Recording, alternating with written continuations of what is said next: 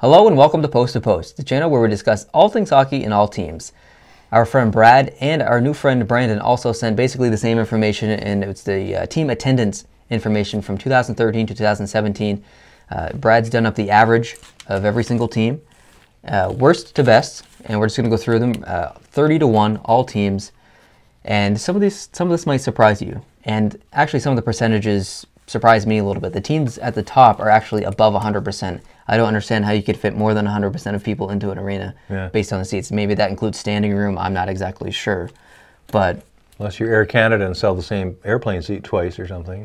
Yeah, maybe. I don't know. I'm not sure how that works. So just so you know, okay. I trust Brad's numbers, and well, he knows the numbers. So this information was given to me by Brad, and I'm 100% confident that he's correct. So even though there's percentages above 100%, I still think it's right.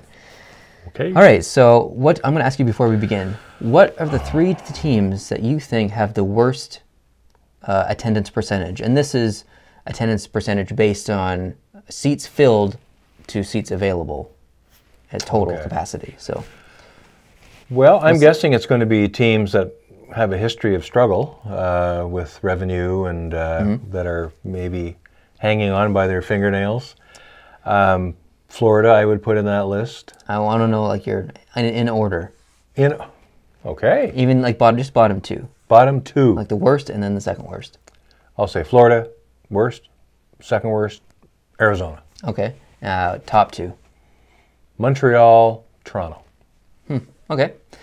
Well, I hope all of you at home did the same thing and in your mind went and picked those teams, because I think you'll be a little bit surprised here by a few of these. So the worst team in the NHL as far as attendance goes, attendance percentage, is Carolina. Really? Actually, yes, they're last, and they only fill the rink 69.73% of the time in the last. This is just for the season, I think. I should have confirmed with Brad, but I think this is just seasonal statistics from 2013 to 2017, last 4 years. So, in my brain, that's 30% of the seats are empty. Yes, exactly. On average. On average, yeah. Over that period. Mm-hmm. Wow. Yeah, and 29. So second worst is Arizona. So I think you got that one right. Yeah. And their percentage is 78.30. So there's almost a 10% increase there over Carolina. Shock. So yeah, I'm shocked. I couldn't believe it, but it's correct. It's correct. Numbers Crazy. don't lie. Wow. Third worst is Florida. Okay. So you're close there. 81.35%. So we've already hit the above 80%, which is okay, pretty good. But that surprised me, actually. I would have picked Florida to be down near the bottom here, or near under 70% for sure. Number 27, Columbus. And Columbus is at 83.68%. So that one shocked me a little bit too. I thought that they'd be a little higher. 26th is Colorado, and they have 88.18%, so we've got a 5% increase there. 25th is New Jersey, and they're also at 88.60. 24th is the Islanders at 89%. 23 is Dallas at 92%. 22 is Ottawa at 92%. Ah, interesting. 21 is Anaheim at 95%. So we have Anaheim, a California American team, outperforming Ottawa, a Canadian city, the capital, by 3%. And I shouldn't be wholly surprised, because I've been to 2 Ottawa games in the last couple of years.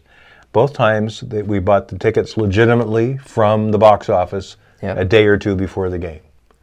And in Montreal, that just doesn't happen. Yeah, and it did happen in Toronto for us. It did, yeah. But there's a location problem there as well. Yes. Which brings Ottawa down a little bit. Yeah. Number 20, St. Louis, 96%. This one surprised me. I would have figured that St. Louis would be near the top here. 19 is Buffalo at 96%. 18 is San Jose at 98%. 17 is Tampa Bay at 98%, 98.73. Nashville's in 16th at 98.75%. Calgary's in 15th at 98.88%. Edmonton's in 14th at 99.35%. Now, that's 1 year in their new arena.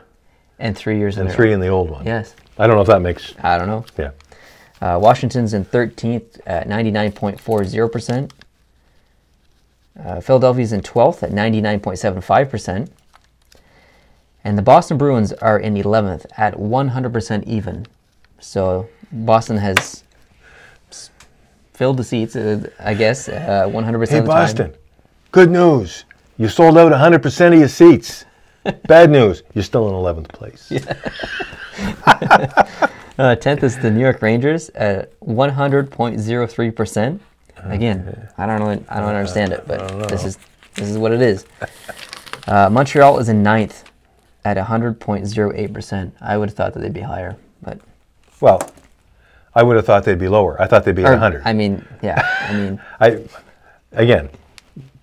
I don't know why something can be higher than 100. Montreal has the most seats of any arena in the league. Right. It's 21,800 and something, or 300 and something. Used to be 21,273, but then they moved a few chairs around and made more.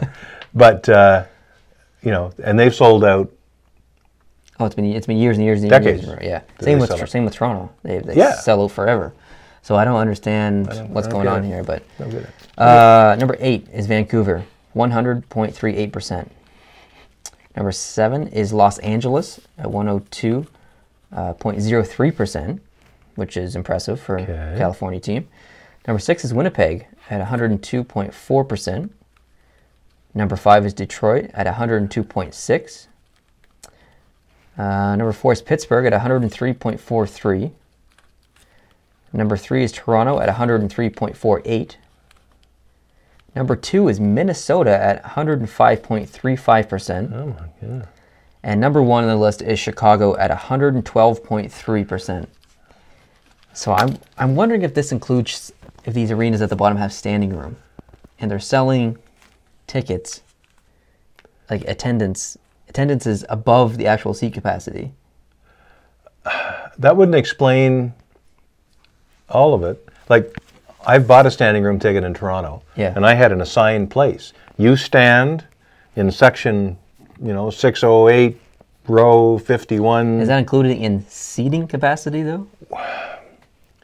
Well, I don't know. In one way, you have to go to the fire marshal and say, this is the maximum number of people that I'm going to have to get out of this building in 90 seconds. Will you approve my license to have this building? And that might be higher than the seating capacity because you have the journalists, you have all the officials and everyone else who's in the arena to work. That's correct. And then standing room. But clearly this is sold seats, right?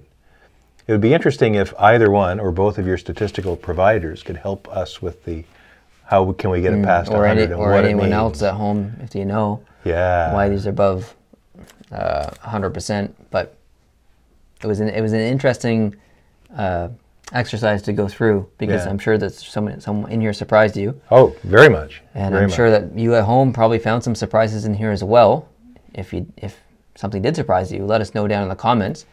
The Carolina one was the biggest one for me.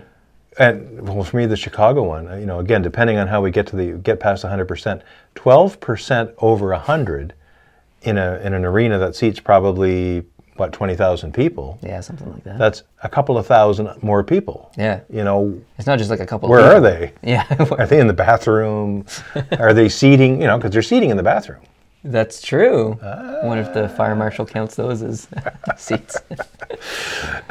Anyways, it was fun to go through it. And, a lot of fun, yeah. Do this. So thank you, Brandon. Thank you, Brad. And Brandon also provided some information on attendance versus other leagues. That's interesting. So, other sports. Yeah, other sports, sorry. Yeah. So NHL versus MLB and NHL versus NFL based on seating and attendance and percentages. So it's going to be interesting, to go through that. Very interesting, yeah. That's going to be a video for the upcoming few days, I believe, or maybe a week. But I hope you can tune into that. And you can do that if you're not subscribed to Post by going down and hitting the subscribe button. We'd love to have you here. And if you like this video, hit the like button too. That always helps us. Thank you guys very much for watching, and we will see you in the future. Adios.